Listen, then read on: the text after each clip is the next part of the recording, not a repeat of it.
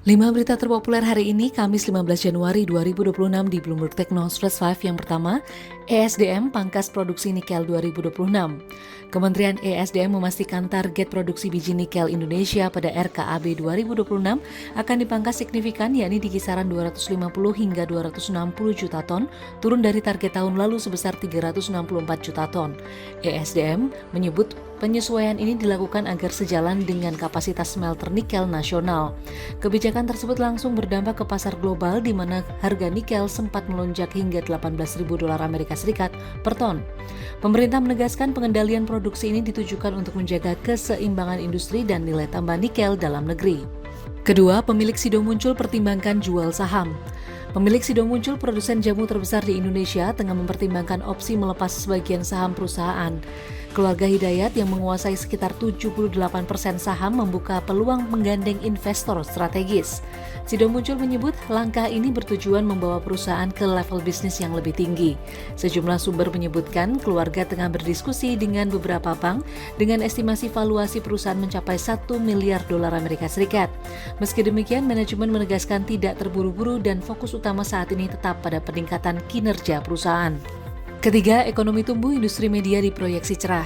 Menteri Keuangan Purbaya Yudi Sadewa memproyeksikan industri media akan menghadapi masa depan yang lebih cerah. Hal ini seiring target pertumbuhan ekonomi nasional mendekati 6% pada 2026. Purbaya menyebut pertumbuhan ekonomi yang kuat akan mendorong lonjakan belanja iklan dan kompetisi usaha.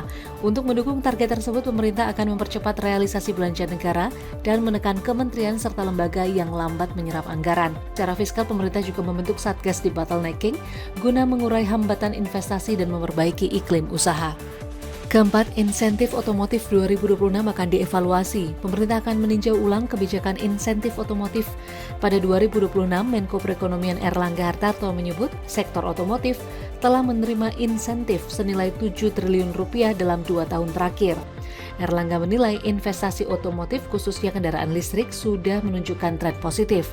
Sejumlah produsen global seperti Hyundai, BYD, dan VinFast telah menanamkan modal di Indonesia. Kedepan, pemerintah akan mendorong kebijakan otomotif yang lebih komprehensif dan berpihak pada penguatan industri dalam negeri mencakup seluruh ekosistem otomotif.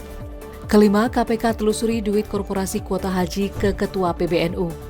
KPK memeriksa Ketua Bidang Ekonomi PBNU Aizuddin sebagai saksi dugaan tindak pidana korupsi penentuan kuota dan penyelenggaraan ibadah haji di Kementerian Agama periode 2023 hingga 2024. Juru bicara KPK Budi Prasetyo menyebut ada dugaan aliran dana kepada Aizuddin. Meski KPK juga menyatakan hingga kini belum ada bukti keterlibatan organisasi PBNU. Penyidik kini mendalami pembagian tambahan kuota haji di mana kuota haji khusus melonjak dari 1.600 menjadi 10.000 melalui diskresi Kementerian Agama. Sementara itu, Ketua Umum PBNU Yahya Khalil Stakuf menegaskan bahwa PBNU tidak terlibat dalam perkara ini dan menyatakan menyerahkan sepenuhnya proses hukum kepada aparat penegak hukum. Itu dia 5 berita terpopuler pilihan Bloomberg Technos hari ini. Ikuti terus update selanjutnya di www.bloombergtechnos.com.